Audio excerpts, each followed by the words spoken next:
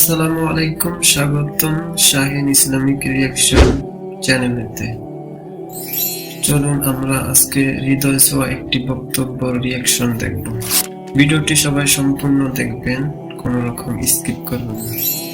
Skip করলে কিছুতে কোনো উপকৃত হবেন না।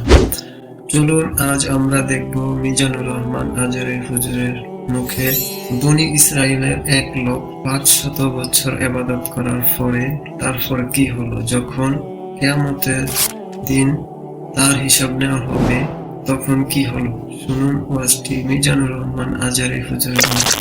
তো আমরা এখন চলে যাব মূল ভিডিওতে। সবাই চ্যানেলটি সাবস্ক্রাইব করে রাখুন আর বেল আইকনটি অন করে রাখুন, আর ভিডিওটি ভালো লাগলে একটা কমেন্ট করে রাখবেন। ওকে, চলুন মূল ভিডিও।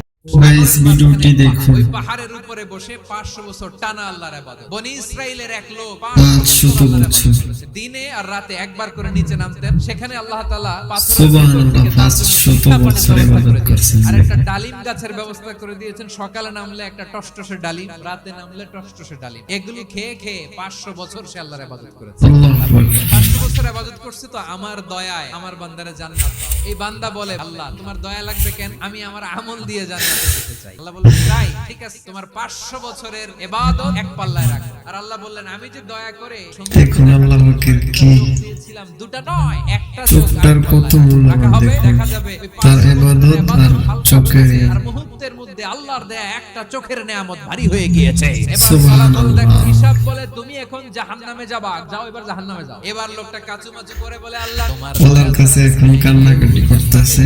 পারবে না।